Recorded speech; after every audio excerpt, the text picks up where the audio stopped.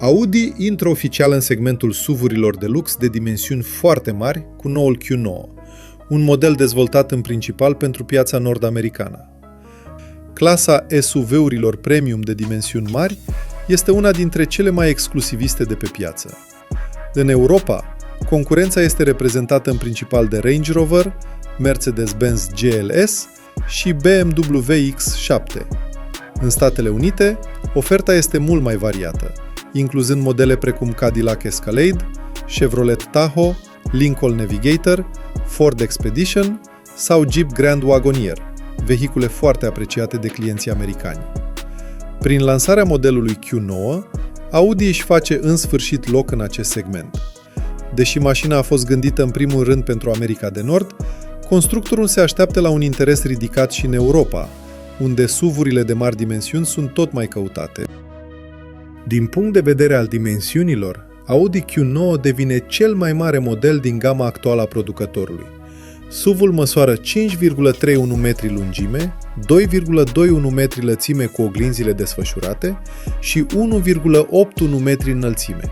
Ampatamentul ajunge la 3,14 metri, ceea ce îi oferă un spațiu interior foarte generos. Comparativ cu noul Audi Q7, Q9 este cu 26 de centimetri mai lung și are un ampatament mărit cu 15 centimetri. Totuși, în istoria mărcii a existat un model și mai lung, Audi A8 Horch, limuzina de lux creată pentru a rivaliza cu modele precum Mercedes-Maybach. Aceasta măsura 5,45 metri, fiind cu 14 cm mai lungă decât noul Q9. Cum versiunea Horch nu mai este disponibilă, Q9 devine în prezent cel mai impunător automobil din portofoliul Audi. La exterior, noul model păstrează multe dintre liniile de design ale lui Q7, putând fi descris drept o versiune extinsă a acestuia. Diferențele sunt subtile, cea mai evidentă fiind grila frontală, care folosește un model cu bare verticale, în timp ce Q7 are o structură tip fagure. Atât Q7 cât și Q9 pot fi echipate cu o grilă iluminată, însă pe Q9 efectul luminos este mult mai pronunțat și atrage imediat atenția. În plus, SUV-ul poate avea embleme iluminate atât în față cât și în spate. Totuși, sigla frontală iluminată nu va fi disponibilă pe modelele destinate Europei, deoarece nu respectă reglementările locale privind dimensiunea și iluminarea elementelor frontale. Exemplarul prezentat este configurat pentru piața americană, lucru observabil și prin detalii precum afișarea temperaturii în grade Fahrenheit. Față de Q7, Audi Q9 primește și bare de protecție redesenate, iar farurile oferă un nivel ridicat de personalizare. Proprietarii pot alege dintre 8 semnături luminoase diferite, atât pentru partea frontală, cât și pentru stopurile din spate, ceea ce permite configurarea unui aspect distinct al sistemului de iluminare. Partea din spate a noului Audi Q9 este dominată de o bandă luminoasă care unește stopurile și rămâne aprinsă pe toată lățimea haionului, accentuând aspectul modern al SUV-ului. Modelul este echipat standard cu suspensie pneumatică, care permite modificarea gărzii la sol în funcție de necesități. Caroseria poate fi ridicată cu până la 6 cm peste poziția normală sau coborâtă cu aproximativ 3 cm. În modul confort, garda la sol este de aproximativ 25 de cm. În poziția cea mai joasă, automobilul capătă un aspect sportiv, în timp ce la înălțimea maximă pare pregătit pentru teren accidentat. Pentru a compensa dimensiunile impresionante, Audi a dotat Q9 cu direcție integrală. Roțile din spate pot vira cu până la 5 grade, ceea ce reduce raza de bracaj la viteze mici și face parcările mult mai ușoare. La viteze ridicate, același sistem contribuie la o stabilitate mai bună în viraje și la un comportament mai sigur al mașinii. Un alt element tehnologic interesant este sistemul de proiectare a semnalizărilor pe carosabil. La fel ca pe noul Q7, proiectoarele integrate în faruri afișează direcția de mers direct pe asfalt, sporind vizibilitatea pentru pietoni, bicicliști și ceilalți participanți la trafic. Și dimensiunea jantelor impresionează. Exemplarul prezentat este echipat cu roți de 22 de inci, însă clienții pot opta chiar și pentru jante de 23 de inci, o dimensiune rar întâlnită chiar și în acest segment. Printre dotările neobișnuite se numără și ușile cu deschidere electrică. După acționarea mânerului, acestea se deschid automat, iar aceeași funcție poate fi controlată și din habitaclu, printr-un buton sau direct de pe ecranul central. Un avantaj este faptul că Audi a păstrat mânere clasice, în locul celor retractabile întâlnite la alte modele. Sistemul este prevăzut cu senzori care împiedică lovirea obstacolelor aflate în exterior în timpul deschiderii ușilor. Totuși, nu există o protecție similară pentru persoanele aflate între ușă și caroserie atunci când aceasta se închide automat, aspect care ar putea fi îmbunătățit în viitor.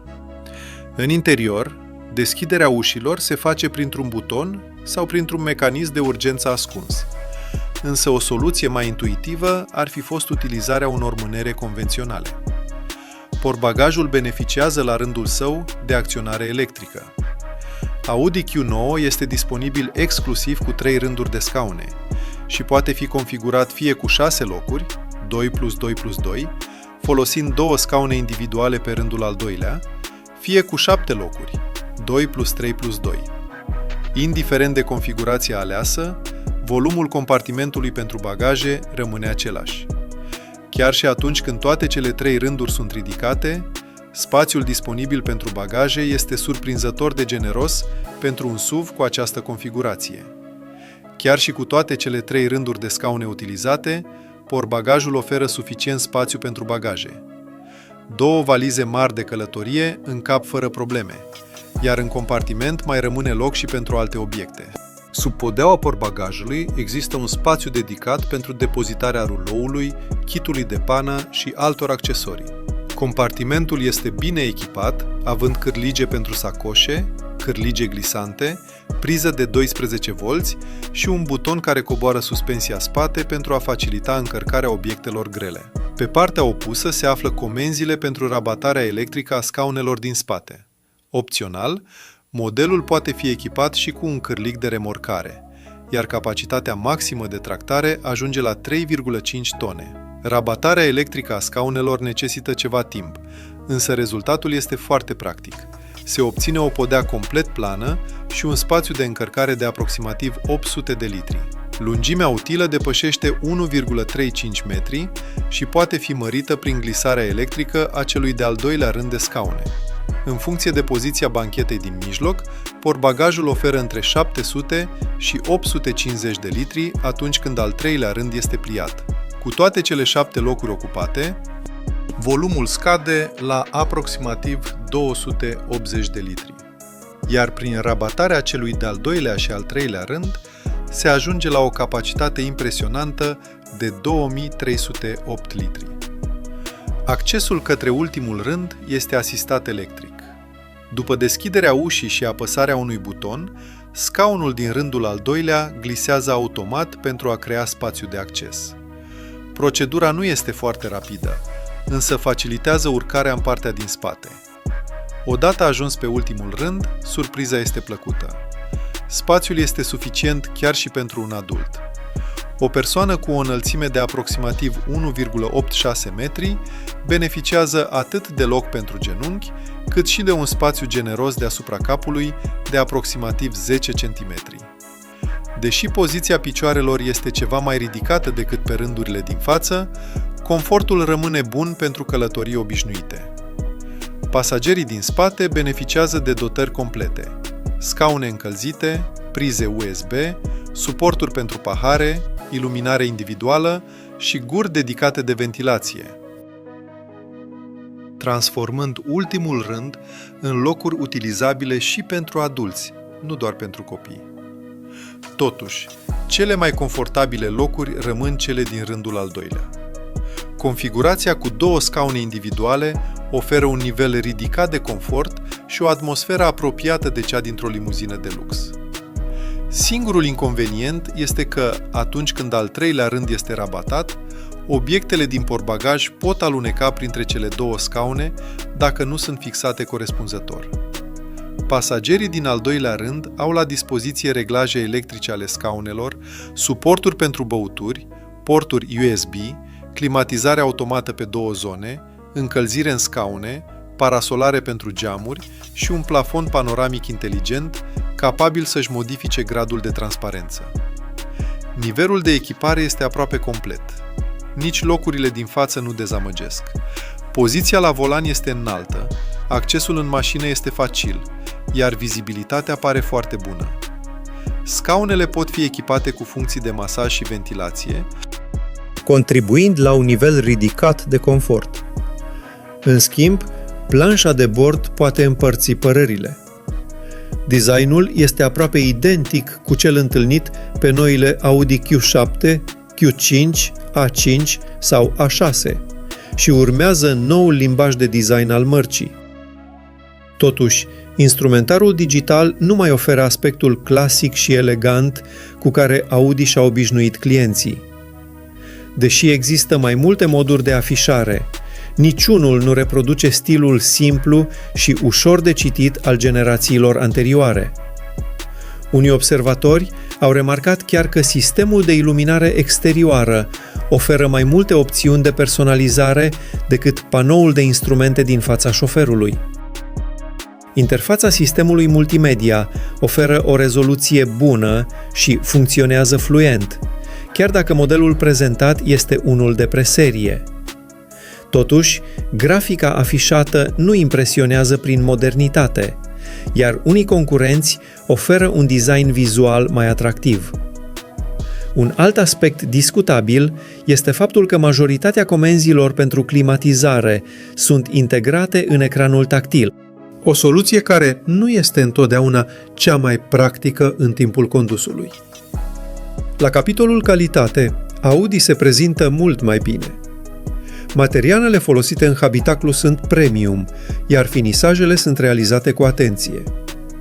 Există totuși inserții din plastic lucios de tip piano black, însă acestea sunt amplasate în zone mai puțin expuse zgârieturilor.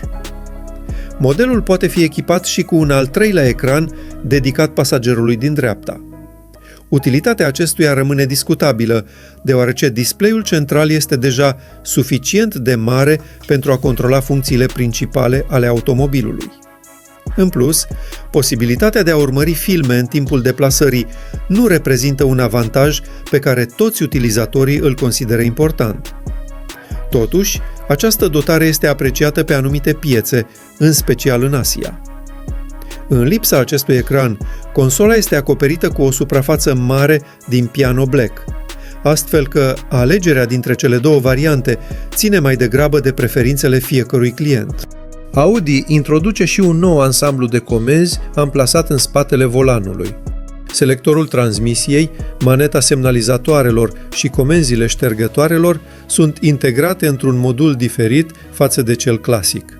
După o perioadă de acomodare, utilizarea devine intuitivă, însă pentru șoferii obișnuiți cu manetele tradiționale, schimbarea poate necesita ceva timp. Habitaclul include 2 încărcătoare wireless pentru telefoane, însă acestea funcționează optim doar cu dispozitive compatibile cu sistemele magnetice de fixare. Motorizări. Pentru piața europeană, inclusiv România, Audi Q9 va fi disponibil inițial exclusiv cu motorul diesel de 3,0 litri V6 TDI, asistat de un sistem mild hibrid.